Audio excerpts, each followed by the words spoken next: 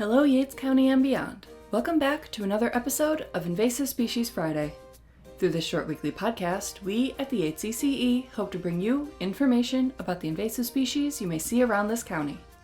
We're in the wetlands with this week's invasive, reed canary grass. Used for forage and erosion control in the United States since the 1800s, reed canary grass is native to Europe and Asia. There are also native varieties of this grass, but the amount that remains is debated, and it's believed that the majority of the reed canary grass found in New York is either the introduced cultivars or a hybrid of the two. What isn't up for debate are the invasive qualities of the plant. It can grow in full sun to full shade and is tolerant of flooding and standing water. It does great in poorly drained soils and is more tolerant of drought conditions than most similar grasses. Overall, it will grow most extensively in sunny, wet areas like wetlands, meadows, and the edges of ponds. Reed canary grass can reach 5 to 10 feet tall and is one of the first grasses to sprout in the spring. Its tapered leaves can reach 10 inches long and have a rough texture on both sides. The stems are hairless, upright, and hollow.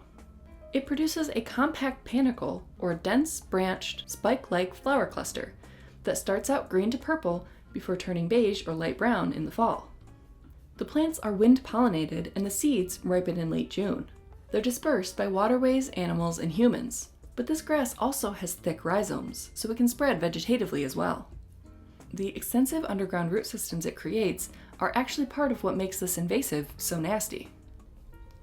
Starting earlier in the spring than most grasses, and growing well into the fall, sometimes even past the first killing frost, reed canary grass already has an advantage over native wetland plants. Its fast growth rate helps it quickly outcompete other species in the area, and unlike many species, its seeds have a bimodal germination response.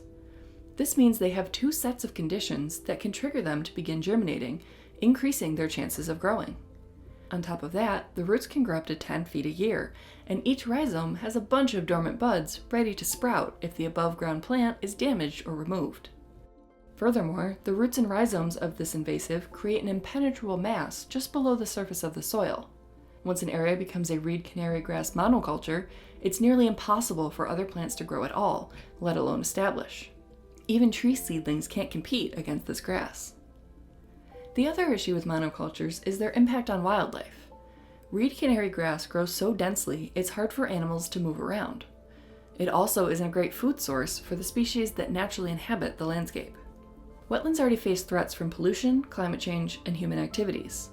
Additional invasives will only put these crucially beneficial ecosystems in more danger. So let's discuss what you can do to help. The best time to control reed canary grass is before it begins to take over. At that point, small patches can be dug up, providing that the roots are completely removed. Small areas can also be cut and covered with black plastic or landscape fabric, but it will probably take more than one growing season to get rid of it completely. Systemic herbicides that are approved for use near water, especially when they're applied in the fall, can help reduce bigger infestations. A combination of mowing and herbicide treatment has proven to be most effective on large areas, but it will need to be repeated during the year and in successive years. This invasive is really good at filling an area back in if management is delayed or skipped. It's also very important not to leave bare ground near infestations, as it provides the perfect place for this and other invasives to get comfortable.